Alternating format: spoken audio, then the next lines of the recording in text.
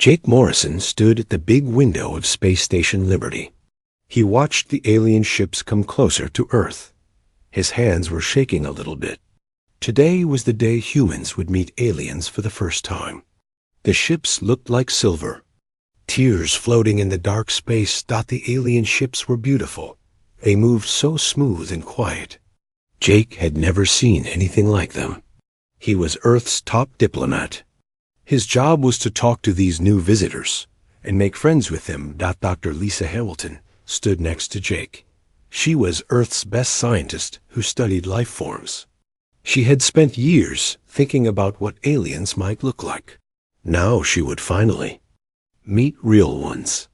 Her heart was beating fast. Captain Ryan Brooks walked into the room. He was in charge of Earth's space military. He wore his blue uniform with pride. Ryan was worried about keeping Earth safe, but he was also excited. Maybe these aliens would be friends. The alien ships docked with the space station. The sound was very quiet, almost like a whisper. Then the doors opened. The aliens walked out slowly. Jake could not believe his eyes. The aliens looked almost like angels from old stories. They were tall and thin. Their skin was white and seemed to glow with soft light. When they moved, it looked like they were dancing. They were the most beautiful creatures Jake had ever seen. They led alien stepped forward. He was taller than the others. When he spoke, a small machine on his chest made the words into English. "Hello, people of Earth," the alien said.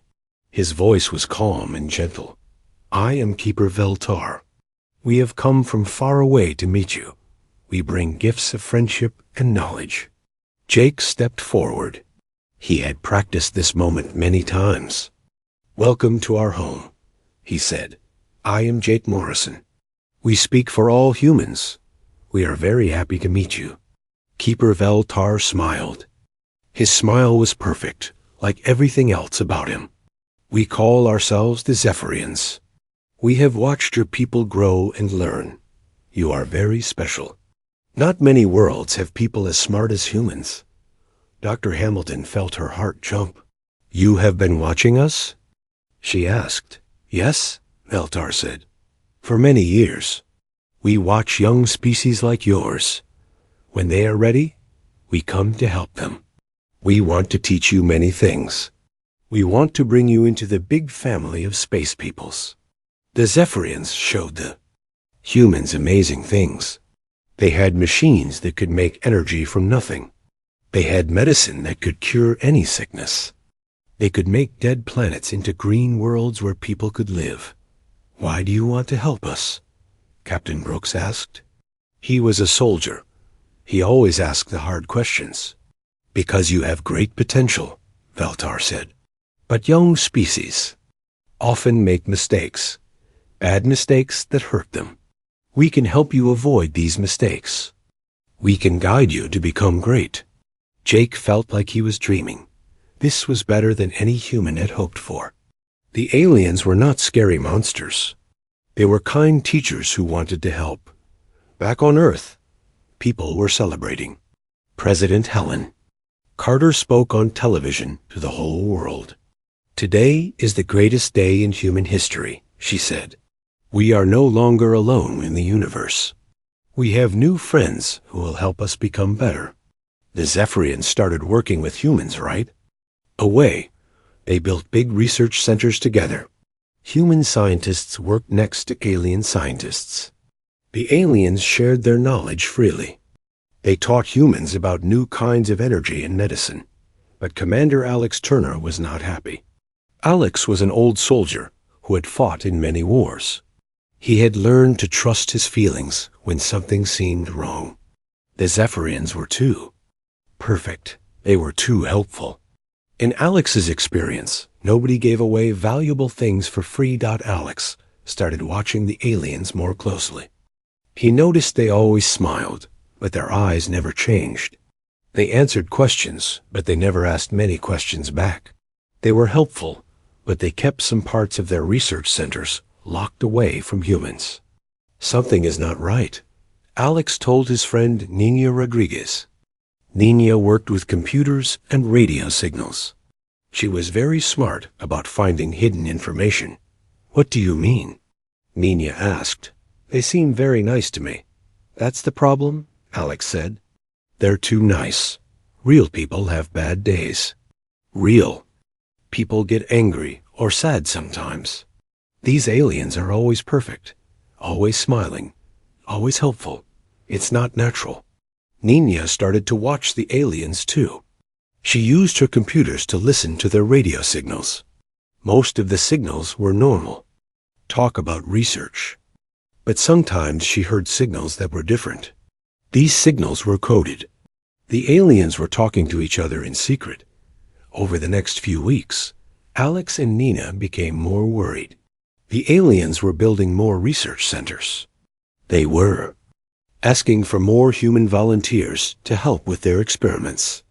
They said the experiments would help make humans healthier and smarter, but the volunteers who went into the locked sections of the research centers came out acting strange. They smiled all the time, just like the aliens. They said the experiments were wonderful, but they could not explain what the experiments actually did. Alex tried to get into the locked sections, but the doors would not open for humans. The aliens said those areas were dangerous for humans. They said the air was different there. One night, Nina was working late with her computers. She was trying to decode the secret alien signals. Suddenly, her computer screen filled with strange words. She had broken the alien code. What she read made her blood turn cold. The aliens were not talking about helping humans. They were talking about something called the harvest. They were discussing human biology, like scientists discuss lab animals. They were planning something terrible. Nina's hands shook as she printed out the decoded messages. She had to show Alex right away. She had to warn everyone. The beautiful, helpful aliens were not friends at all. They were something much worse. Nina ran through the dark hallways of the research center. She had to find Alex. She had to tell him what she had discovered. Behind her, the alien research centers glowed with soft light. Inside those centers, the Zephyrians continued their work, preparing for something that would change everything. The deception was almost complete. Soon the harvest would begin. 6 months had passed since the aliens first came to Earth. Nina Rodriguez worked alone in her small room, surrounded by computer screens and papers. She had been studying the alien signals for weeks. Every day she learned more terrible things. Truth was worse than she had feared. The Zephyrians were not teachers or friends. They were farmers, and humans were their crop. Nina had decoded hundreds of alien messages. The aliens talked about humans the way farmers talk about cattle. They discussed which humans had the best genetics. They measured human intelligence, like farmers measure the weight of animals. They were planning to take humans away from Earth, but not to help them, to eat them. Nina's hands shook as she read the latest message. The aliens were almost ready to begin what they called the harvest.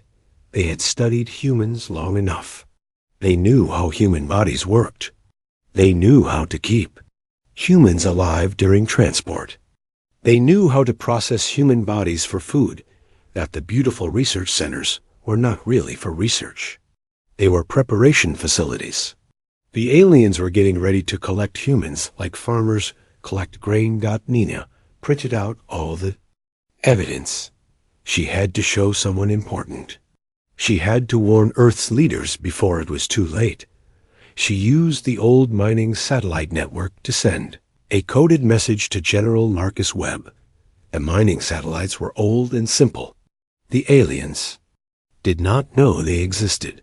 Nina hoped her message would reach Earth safely. General Webb received Nina's message 3 days later. At first, he could not believe what he was reading. The evidence seemed impossible. The aliens were so kind and helpful. How could they be planning something so horrible? But as Webb read more of the decoded messages, his doubt turned to horror.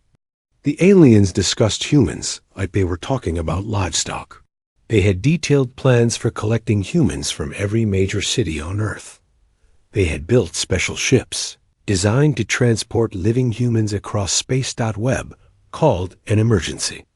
Meeting with Earth's top leaders. Jake Morrison came to the meeting. His face was white with shock. Dr. Lisa Hamilton was there too. She kept reading the alien messages over and over, hoping she had misunderstood them. "This cannot be real," Jake said. "The aliens have been so helpful. They gave us new technology. They shared their knowledge. They gave us just enough to keep." "U.S. happy," Webb said. "Like a farmer gives good food to animals before slaughter. They wanted us healthy and calm." Dr. Hamilton found the most horrible part of the evidence. The aliens had done this before, many times. They had a list of 17 other intelligent species they had harvested. Each species had been contacted the same way. Each species had been offered friendship and help. Each species had been eaten. "Look at this," Hamilton said, pointing to a decoded message. "They call us Batch 18. We are just the next crop in their farming operation." Captain Brooks joined the meeting. His face was grim. "I've been checking our defense systems," he said. "The aliens know everything about our military. They have been scanning our weapons and ships. They know exactly how to defeat us." The room fell silent.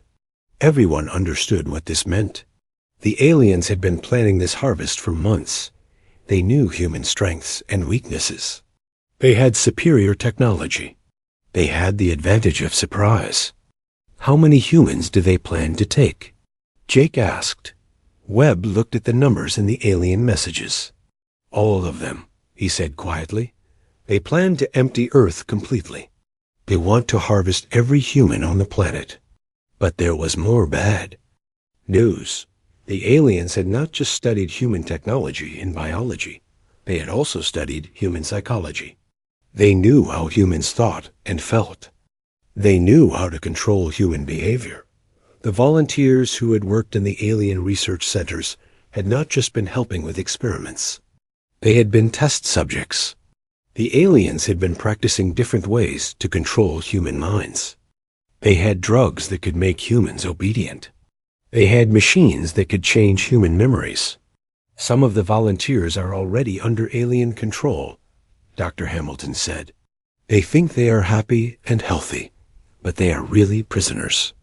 In their own minds." Nina Rodriguez was brought to the meeting to explain her discoveries. She was tired and scared, but she had more information to share. "The aliens have been talking to other alien groups," she said. "They are part of a big organization that travels around the galaxy. Their job is to find intelligent species and harvest them. They have been doing this for thousands of years." The alien organization was like a business. They found worlds with intelligent life, studied the inhabitants, and then collected them for food. The Zephyrians were just one team of harvesters. There were many other teams working on other worlds. "Earth is not special to them," Nina continued. "We are just another product to be collected and sold.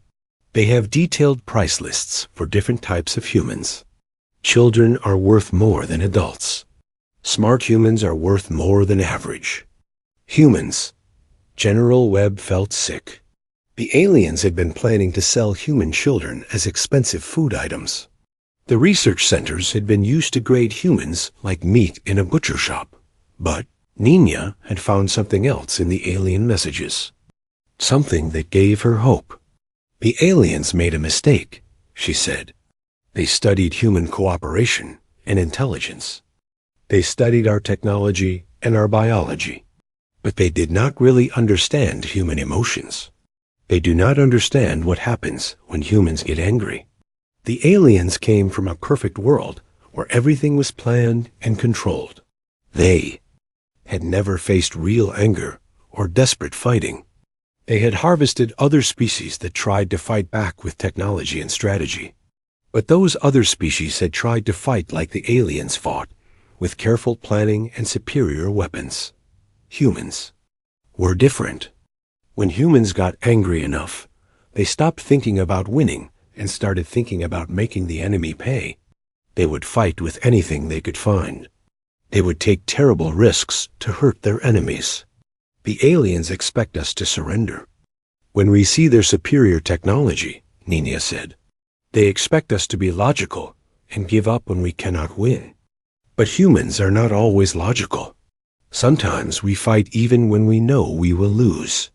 Webb looked around the room at Earth's leaders. He saw fear in their faces, but he also saw something else. He saw the beginning of anger. We need to warn everyone. He said, we need to prepare for war, and we need to do it without the aliens knowing what we have discovered. Jake Morrison thought about all the speeches he had given about friendship with the aliens. He thought about how happy he had been to meet them. Now he felt like a fool. But more than that, he felt angry. How long do we have? He asked. Nia checked her latest decoded messages. The harvest begins in 2 weeks, she said. They are waiting for their transport ships to arrive. Once those ships get here, they will start collecting humans immediately. 2 weeks to prepare for a war against enemies with superior technology and detailed knowledge of human weaknesses. 2 weeks to figure out how to fight beings who had successfully harvested 17 other intelligent species. But the aliens had made one critical mistake. They had assumed that humans would react to the harvest the same way other species had reacted. They had assumed humans would be afraid. They had not considered that humans might be furious instead. The meeting ended with a plan. Earth's leaders would pretend to continue normal cooperation with the aliens. Meanwhile, they would secretly prepare for war. They would use the aliens' own overconfidence against them. The harvest was coming, but humanity would be ready. And the aliens were about to learn that there was a big difference between harvesting frightened prey and fighting angry humans. The news spread quickly through Earth's military and government. President Helen Carter sat in her office, reading the decoded alien messages for the 3rd time. She kept hoping she had misunderstood something. But the truth was clear and horrible. They, beautiful aliens who had promised to help humanity, were actually planning to eat them. Carter called her top military leader, Colonel Sam Parker. Sam was known for being smart about military strategy. He had always been suspicious of the aliens, even when everyone else was celebrating. How bad is it? Carter asked when Sam arrived at her office. Very bad, Sam said. The aliens know everything about our weapons and defenses. They have technology that is hundreds of years ahead of ours. In a normal war, we would lose in hours. But this won't be a normal war? Carter asked. Sam smiled grimly. No, this will be a war where we use every dirty trick we can think of. The aliens are expecting us to fight like civilized people. We're going to fight like angry humans. Dr. Lisa Hamilton joined the meeting. She had been studying the alien biology data that Nina had decoded. I think I found something important, she sighed. The aliens are physically perfect, but that might be a weakness. She explained her discovery. The Zephyrians had evolved on a world where everything was safe and controlled. They had never needed to be tough or adaptable. Their bodies were efficient, but they were also fragile. They could be hurt by things that would barely bother a human. They're like expensive race cars, Hamilton said. Very fast and very advanced, but they break down easily. Humans are like old trucks. We're not as fancy, but we're harder to stop. Colonel Parker started developing what he called the human way of fighting. Instead of trying to match alien technology, humans would use their natural advantages. They would be unpredictable. They would adapt quickly. They would refuse to give up. Lieutenant Colonel Maya Johnson was put in charge of training Earth's forces. Maya had grown up in a rough neighborhood and had learned to fight before she learned to read. She understood that sometimes the best way to win was to be meaner than the other guy. Forget everything you know about fair fighting, Maya told her troops. The aliens want to eat our children. There are no rules in this war. We use whatever works. Engineer Katie Ross was given the job of modifying human weapons and ships. Katie was a genius with machines, but she was also practical. She knew that simple things often worked better than complicated things. The aliens have fancy energy weapons, Katie explained to her team. But energy weapons can be blocked or deflected. Old-fashioned bullets and explosives are harder to stop. Katie's team started rebuilding human ships. They added thick armor, made from asteroid metal. They installed simple weapons that fired solid projectiles. Most importantly, they added electromagnetic pulse devices that could shut down alien electronics. The plan was risky. Human ships would be slower and less elegant than alien ships, but they would also be tougher and less dependent on delicate technology.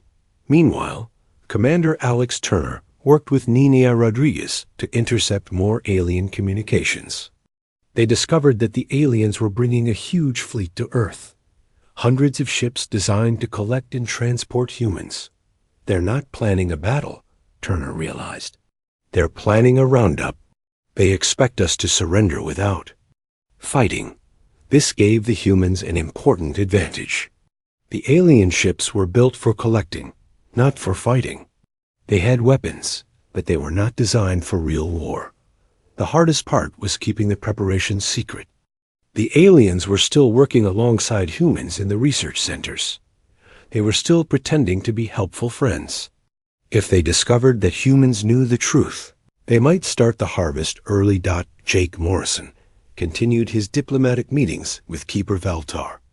It was the hardest thing Jake had ever done. He had to smile and act friendly while knowing that Valtar was planning to murder everyone Jake loved. Your people are making excellent progress, Valtar said during one meeting. Soon you will be ready for the next phase of development. What is the next phase? Jake asked, trying to sound curious instead of terrified. A journey to the stars, Valtar said with his perfect smile. Your people will leave Earth and explore the galaxy. It will be wonderful. Jake knew that journey to the stars meant being loaded onto alien transport ships like cattle. But he nodded and smiled. That sounds amazing. He lied. As the preparations continued, something remarkable happened. The news about the alien deception had spread to ordinary people. At first, many humans refused to believe it. The aliens had been so kind and helpful. How could they be monsters? But as more evidence came out, disbelief turned to anger. Humans around the world started preparing for war. Farmers welded armor plates onto their tractors. Factory workers built weapons in secret. Even children started making plans to hide from the aliens. The anger was not just about the threat to human lives. It was about the betrayal. The aliens had pretended to be friends. They had made humans trust them. They had violated the most basic rule of civilization. Dr. Hamilton worked with teams of scientists to find more alien weaknesses. She discovered that the Zephyrians were very sensitive to certain sounds and lights. Human rock music played at high volume could actually cause them physical pain. Their perfect hearing is a weakness, Hamilton explained. They can't filter out loud or harsh sounds the way humans can. We can use this against them. Katie Ross immediately started building sonic weapons. They were simple devices that could produce the kinds of sounds that hurt alien ears. The weapons would not kill the aliens, but they would make it hard for them to think clearly. Colonel Parker coordinated with military forces around the world. Every nation on Earth was preparing for the harvest. Old enemies were working together. Former rivals were sharing weapons and information. This is probably the first time in human history that our entire species is united, Parker observed. Too bad it took the threat of being eaten to bring us together. The final preparations were made in secret. Weapons were hidden in civilian buildings. Soldiers disguised themselves as ordinary workers. Communication networks were set up using old technology that the aliens could not detect. Nia. Rodriguez intercepted the final alien message. The harvest would begin in 3 days. The alien transport fleet had arrived at the edge of the solar system. They were moving toward Earth. "This is it," General Webb announced to Earth's leaders. "In 3 days, we find out if humanity deserves to survive." But the aliens had made a crucial mistake in their planning. They had studied human history and seen how humans fought wars against each other. They had seen organized armies with rules and strategies. They had seen governments that could be negotiated with or intimidated. What they had not seen was what happened when humans fought for their families. They had not seen what humans could do when they were not fighting for territory or politics, but for the right to exist. The aliens were about to learn that there was a big difference between conquering a civilization and threatening a species. On the last night before the harvest, ordinary humans around the world made their final preparations. Parents tucked their children into bed and checked their weapons one more time. Soldiers said prayers and wrote letters to their families. Scientists made last-minute adjustments to their equipment. Everyone knew that tomorrow would change everything. Either humanity would find a way to survive, or the human race would end. But in the darkness before dawn, something had awakened in the human spirit. Not fear, but fury. Not despair, but determination that the aliens wanted a harvest. Instead, they were going to get a war, and they were about to discover that humans were much more dangerous when they were angry and when they were afraid. The harvest began on a Tuesday morning at exactly 6 a.m. Earth time. The Zephyrians had planned everything perfectly. Containment fields appeared around every major city on Earth at the same moment. The fields were invisible barriers that would keep humans trapped while the aliens collected them. Transport ships descended from the sky like giant silver insects. They landed in the centers of cities, their doors opening to reveal collection teams of Zephyrians. The aliens moved with their usual grace and precision, expecting the humans to stand quietly and wait to be processed. They had not expected Staff Sergeant Tony Garcia. Tony was hiding in the sewers beneath New York City with 12 other Marines. They had been waiting in the dark, cold tunnels for 3 days. When the containment field generator started working, Tony's team was ready. "Go, go, go!" Tony shouted into his radio. The Marines burst out of manholes all around the city. They carried simple explosive devices that Katie Ross had built. The devices were crude but effective. They could destroy alien technology without needing complicated electronics. Tony ran toward the nearest containment field generator. The device looked like a tall metal tree with glowing blue lights. It was beautiful and alien, and Tony hated it. He attached his explosive to the base of the generator and ran. The explosion was loud and bright. The containment field flickered and disappeared. Around the city, other Marines were doing the same thing. One by one, the invisible barriers that were supposed to trap humans started failing. The same thing was happening in cities around the world. Human soldiers came out of hiding places and attacked the alien equipment. The Zephyrians had expected organized resistance from human military units. They had not expected attacks from sewers and rooftops and abandoned buildings. In space, Captain Ryan Brooks was commanding the human fleet from a ship called the Defiance. The Defiance had been a cargo hauler before Katie Ross and her team modified it for war. It was not pretty or elegant like the alien ships, but it was tough. "All ships, this is Brooks," the captain spoke into his radio. "Remember the plan. We're not trying to win a fair fight. We're trying to hurt them as much as possible." The human fleet was small compared to the alien armada. The humans had 50 ships. The aliens had over 300. But the human ships were full of angry people who had nothing left to lose The first battle was chaos. The alien ships moved like dancers, flowing around the human ships and firing precise energy beams. Their weapons could cut through human armor like it was paper. 3 human ships were destroyed in the first minute of fighting, but the humans had advantages the aliens did not understand. When the alien weapons destroyed the bridge of the Defiance, First Officer Beth Collins was already in the cargo bay with backup controls. When electromagnetic pulses shut down the ship's computers, Chief Engineer Pete Martinez switched to manual controls that the aliens did not know existed. "They're fighting like they're in a video game," Martinez reported to Brooks. "All there. Moves are perfect and calculated. They can't handle it when we do something random and stupid." The human ships started using what Colonel Parker called caveman tactics. Instead of trying to outmaneuver the elegant alien vessels, they rammed them. Instead of firing precise shots, they filled space with clouds of metal debris that clogged.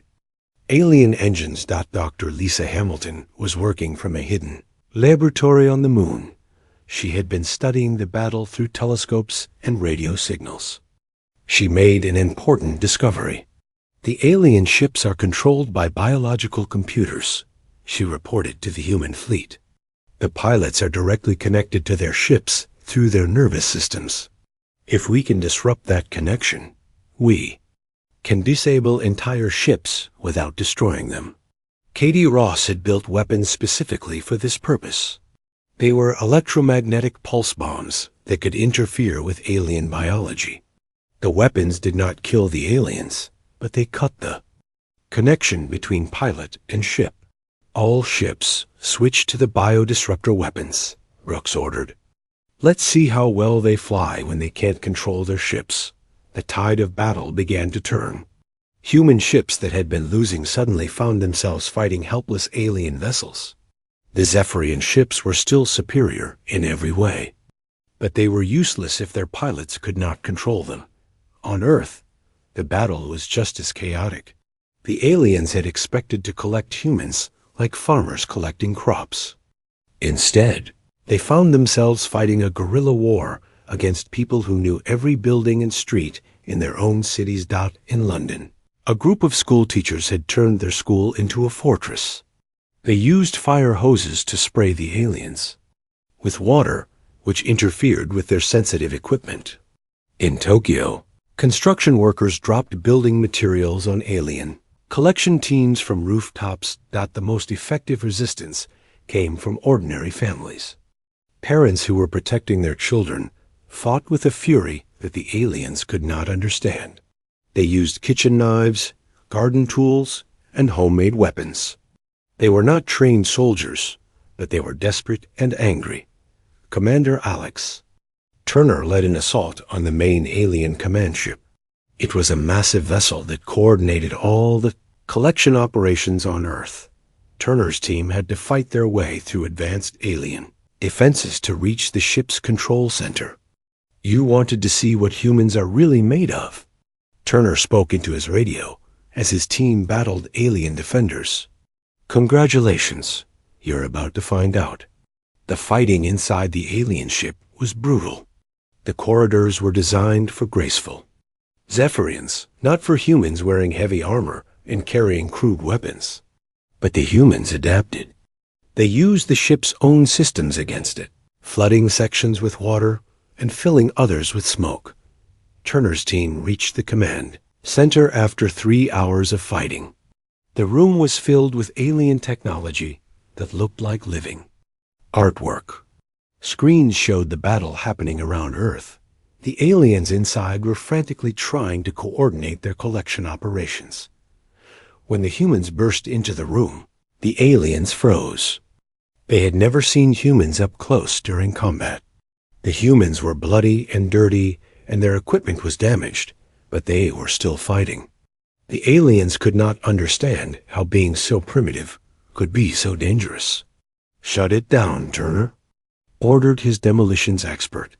All of it. The explosion that destroyed the alien command center could be seen from Earth's surface. It was a bright flash in the sky that told everyone on the planet that humans were fighting back. But the cost was terrible. Entire human cities were damaged by the fighting. Millions of people were killed or injured. The alien weapons were so powerful that they left craters where buildings used to be, yet the humans kept fighting. When their weapons were destroyed, they used tools. When their tools were broken, they used their hands. When they were wounded, they kept fighting until they could not move. The aliens began to realize that they had made a serious mistake. The 17 other species they had harvested had tried to fight with technology and strategy. When those species saw that they could not win, they had surrendered. Humans were different.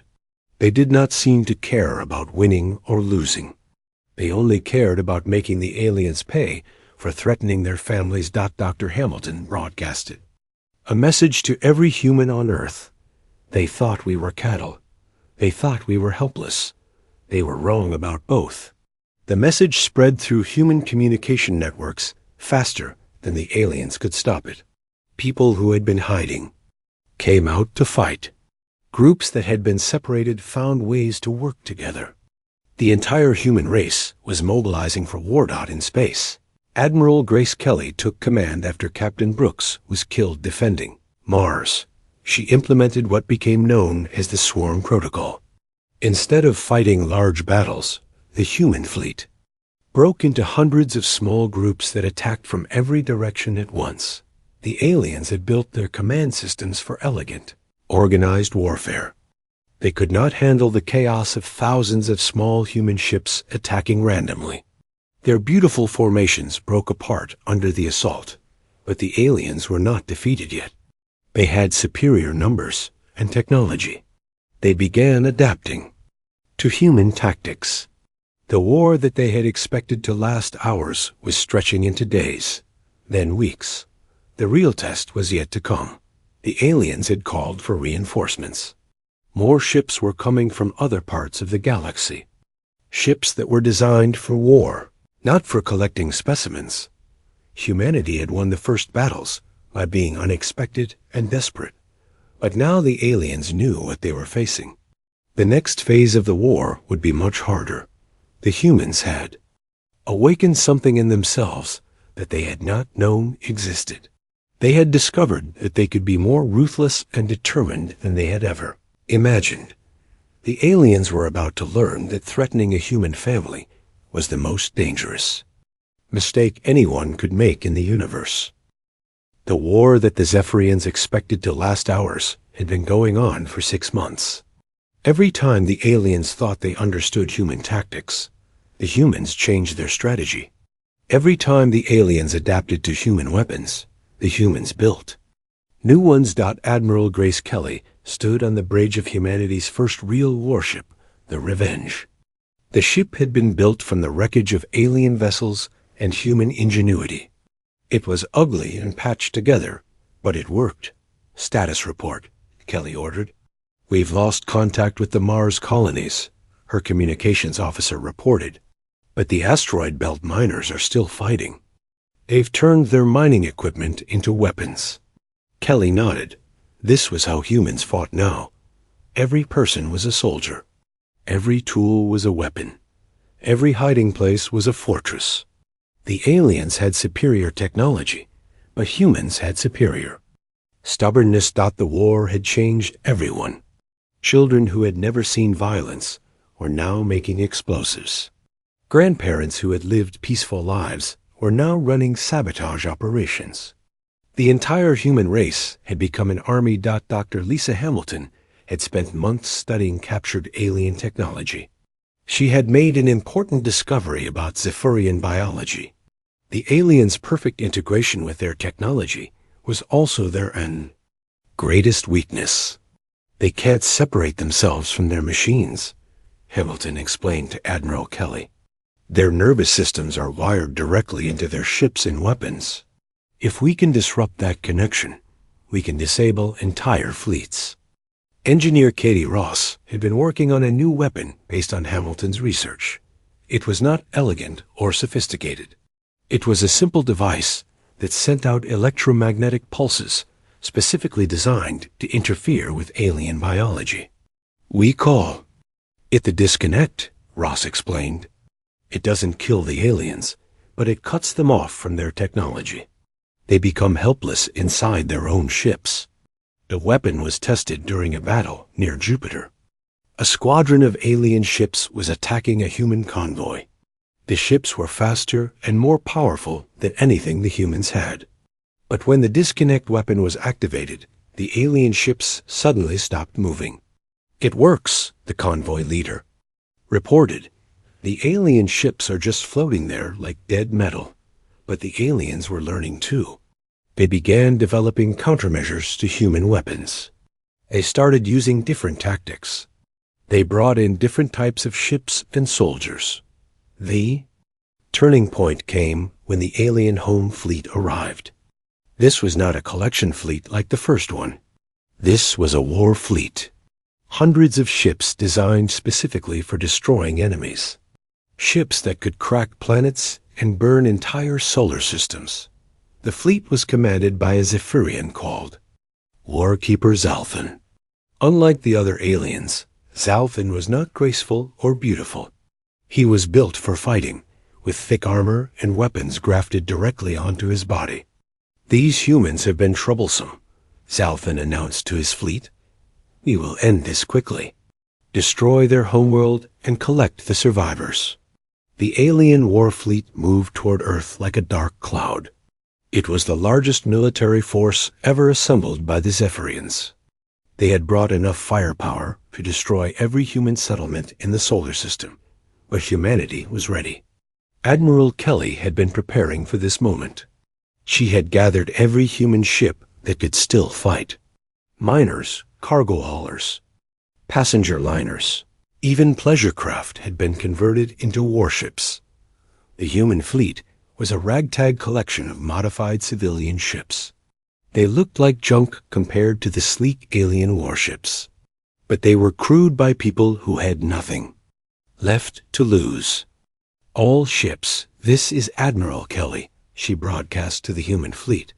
Today we find out if humanity deserves to survive. Remember, we're not just fighting for ourselves. We're fighting for every species that these aliens have destroyed. The final battle began at the edge of the solar system. The alien fleet moved in perfect formation, their weapons charging with deadly energy. The human fleet scattered in all directions, refusing to fight the kind of organized battle the aliens expected. Swarm protocol activated, Kelly ordered. All ships, attack everything you can reach. Make them work for every inch of space. The battle was unlike anything the galaxy had ever seen.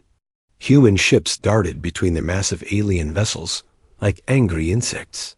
They fired everything they had, from ancient projectile weapons to homemade explosive devices. When their weapons ran out, they rammed the alien ships. Lieutenant Sarah Mitchell commanded a converted mining ship called the Stubborn. Her crew was made up of teenagers and retired miners. They had no military training, but they had something more valuable. They had rage. There's an alien command ship, Mitchell's gunner reported. It's 3 times our size and has enough weapons to destroy a moon.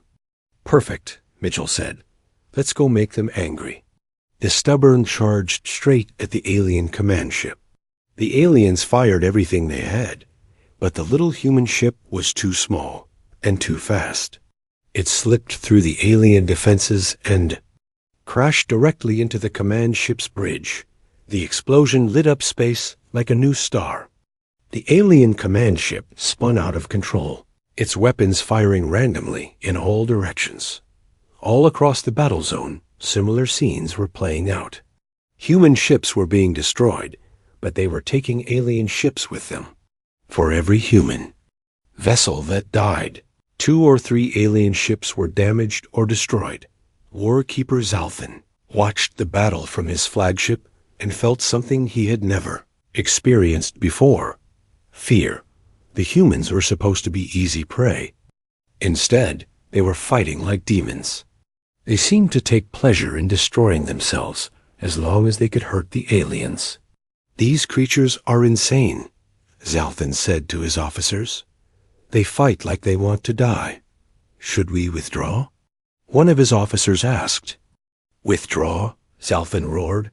"We are the Zephyrians. We have harvested 17 species. We will not be defeated by primitive animals." But the humans were not fighting like animals. They were fighting like humans. And that made all the difference. Doctor Hamilton was monitoring the battle from Earth. She had discovered something important about the alien fleet. All their ships were connected through a biological network. If she could disrupt that network, the entire fleet would be paralyzed.